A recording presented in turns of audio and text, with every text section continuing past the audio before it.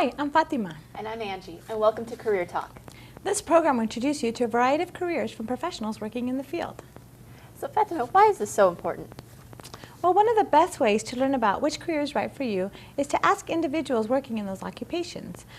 Through informational interviewing like we're doing today with our guest, Jaime Arteaga, who is a Public Relations Manager for the Office of Veterans Affairs. Welcome, Jaime. Well, thank you, Fatima. Thank you for inviting me, and I am very, very pleased to be here today. Thank you. Well, thank you so much for being here.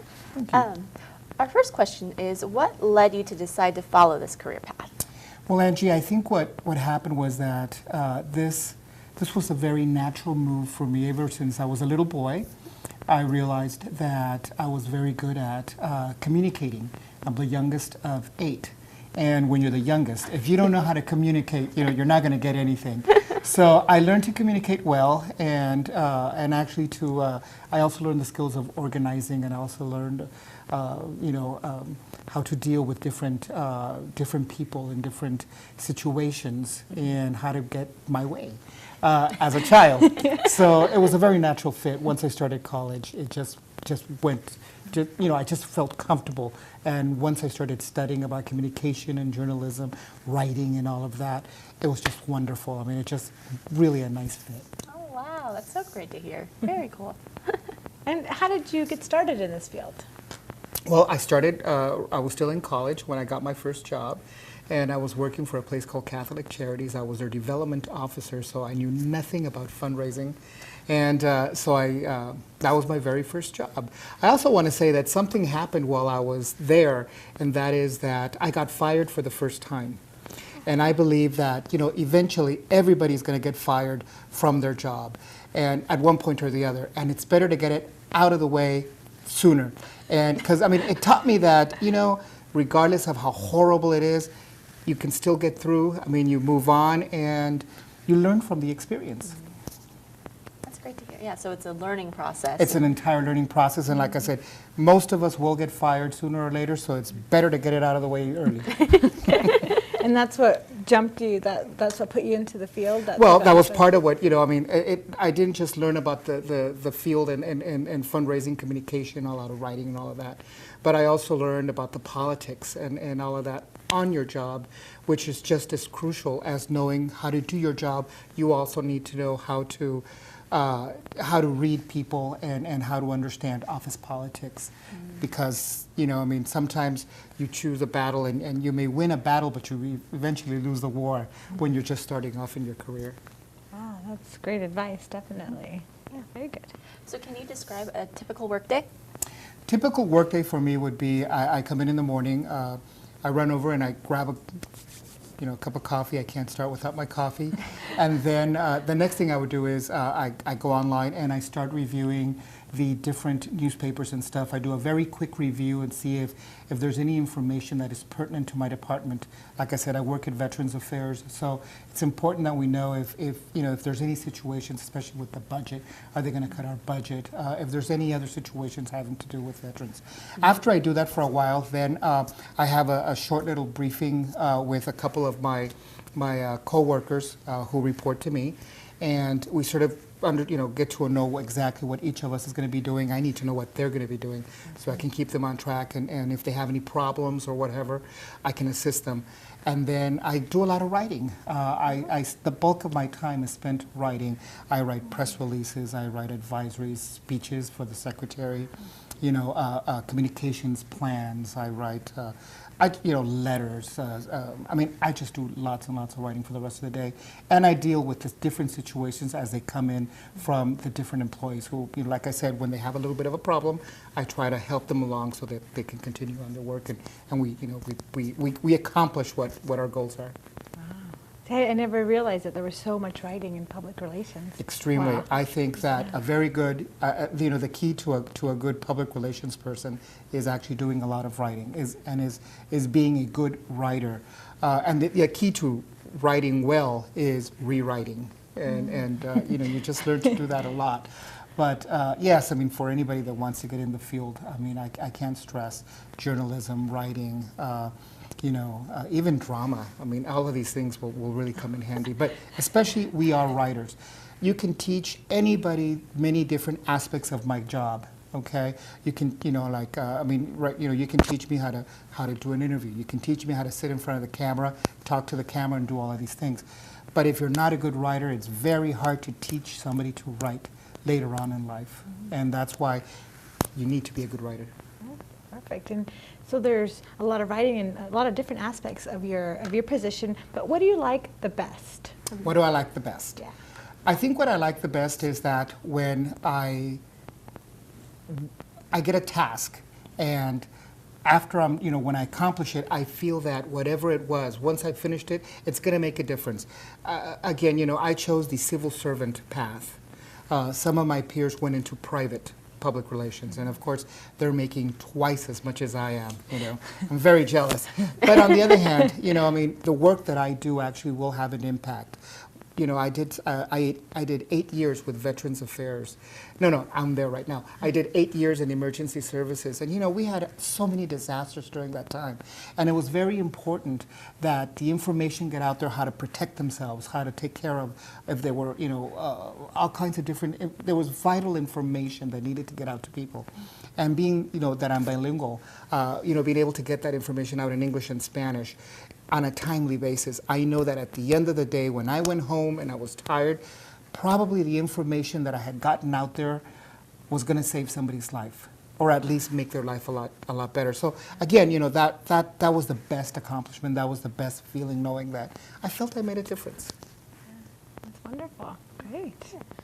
So it sounds like you do enjoy a lot of things about your job. Can you tell us maybe some of the challenges you face? Challenges. Well, let's see. I think one of the most difficult challenges that I encounter is staff. And you're going to encounter this, now that I manage and I supervise staff. It's really difficult. I mean, because, sometimes you don't understand what's going on in their brain, and they're not accomplishing their goals. They're not accomplishing the work that needs to be done.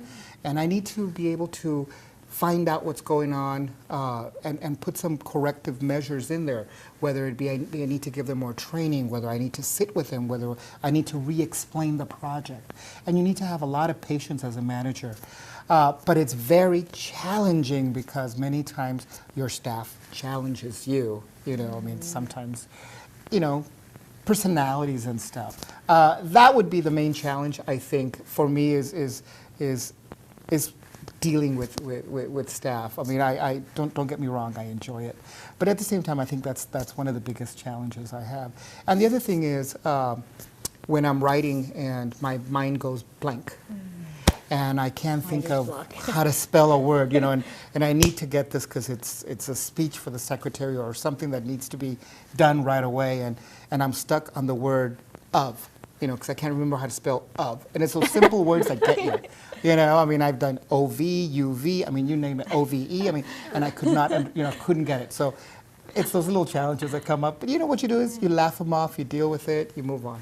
Yeah, well, that's great, definitely. So a lot of the writer's block, and then dealing with difficult situations when it comes to staff and dealing with personality types and differences. Yeah. Yes. And again, and the other thing is dealing with upper management. I mean, you always have to be able to deal with upper management, because it's your survival, number one. But, and they're the ones that actually control a lot of what's going on in your own career. So, I mean, if they, if you're not doing a good job and you're not proving yourself, well, of course, they're going to notice it, and you're not going to be there very long. So, but you also have to deal with them, being that I'm as a civil servant, I don't just deal with my upper management, my secretary, up above, but I also have to respond to the governor's office as well. So, there's lots of bosses that I have to deal with. And part of that, I think you've been working with the state for how many years? I'm an old person. I've been there for 22 years. I mean, probably, some of you may have just been born or not even. But yes, I've been there for 22 years, and, and I've seen lots of changes that have happened. But you know what?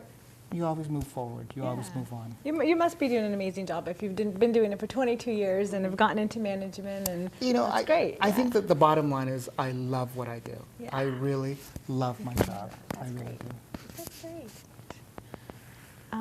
What would you recommend for individuals wanting to get into your line of work? Well, I can't stress enough, the need for taking lots and lots of writing courses. I mean, the better writers they are, the better they're going to be at this profession. Lots of, journalism classes, because that also teaches you about, because I work with journalists, and so understanding a journalist and what the journalist does is crucial. The other thing I would say is after you've accomplished this and you're taking lots and lots of writing, and then the other, you need to learn about public relations. You need to learn about how to do a public relations plan, a communications plan. You take all your public relations classes and stuff, which really give you the fundamentals that you'll be working with for the rest of your life. But along with that, I just drew a blank. See what happens? Sometimes we draw blanks, especially when you're as old as I am. After 22 years. But it'll come to me. Yeah. It'll come to me. But definitely, I know what I wanted to say, and that is internships. Yeah. I personally would wish I could hire interns and pay them. Especially maybe just a little bit for gas. Okay. But internships, because when you're out there, you're in a location, you're in a company or in an agency, or even here at college, you're working in one of the divisions, and you're doing an internship. You're actually doing the work itself that is actually done when you actually graduate, when you actually start the profession. Mm-hmm. So it's crucial. because this way you have some experience. You don't walk into a new job cold turkey. And if they say answer the phone and you don't even know how to answer the phone. So what you want to do is you want to learn these very basic skills through internships. Would you say that's even especially more so to have an internship if a person would want to get into the civil service? Oh, well, most definitely. I think that even, whether they want to get into civil service or in the private sector, when you can put on your resume that you have experience during, working in a certain agency, in a PR agency, maybe in a radio station, a television station as an intern, people will see that, they'll know that you have some of the basics that they're going to need. You know how to answer the phone. A lot of people, I have seen folks come in for jobs and they don't know how to answer the phone. And like for a receptionist, I have interviewed people for jobs as receptionists and they don't know how to answer a phone. It's like, hello. No, where you're at. So if you're going to call my office, you're going to say, Department of Veterans Affairs, this is the communications office. My name is Jaime. How can I help you? Right. Very basic. Not, hello, sorry, I don't know. And that's, you end up with stuff like that, with situations like that. Internships really help because they really give you those experience in the small things that will be very necessary later on. And I think not only are internships important to get you the experience, but also to get you to the exposure to the field. Is this really where I want to be? Is public relations really the place for me, the career for me? So I think that's also another benefit of doing an internship and getting that hands-on experience, is getting the experience to put on your resume, but also learning the job and learning if it's a right fit for you. Definitely. Let me tell you, I do communications, like I said, I do communications for the state, right? I learned that I do not like fundraising, which is another branch of communications and public relations. I don't like fundraising. Some people can pick up the phone and they can get you McDonald's certificates for free. I don't know how to do that. When I will call a company and say, I'm sorry, hello, I work with this department and we're trying to get some certificates maybe for free. And the next thing I know, they've hung up on me. I'm not good at fundraising. I can spend the money. Yes. I know how to spend it. I can do a really good PR campaign, and I know how to stretch the money. A little bit of money, I know how to stretch it so that it seems that you even had a lot more money. But actually going out there and getting the money, not my forte. So I try to avoid that. And I let people that are good at that do that aspect of the job. Perfect. Yeah, thank you. So working from your strengths. Correct. Yes. Correct. Okay, great. Well, our final question for you today is, what skills must someone absolutely have to succeed in this field? Well, aside from a very thick skin, because you will get rejected lots and lots of times, because there's other people out there that actually have been doing it for a while and what have you, and especially for new grads, they're going to be competing against people with experience. Again, be a really good writer. You have to love writing. And it doesn't matter which angle, which branch of public relations or communications you go into, you have to be a good writer and you have to enjoy it. And you have to be a good reader as well. You have to enjoy reading, okay? And then, but again, have a thick skin and just realize that, you know what, when it doesn't work out here, it's going to work out over here. And you just keep moving forward. You just pick yourself up, keep going to the next job, or like me after 22 years, I mean, I still have to remind myself that when things happen, it's not a personal thing sometimes. And it's like, you move on. You go on to the next project. Having some optimism. Yeah. Definitely, that helps a lot. Or an antidepressant, whichever works. Oh boy. Oh, wow. We're not recommending that. No. I am kidding. No. Unless your doctor prescribes them. Definitely. Well, thank you so much. It's been great having you on our show today. I just want to let everybody know that this program was brought to you by the Yuba College Career Center, who believes to be happy for life, love your work. Thank you so much. Thank you.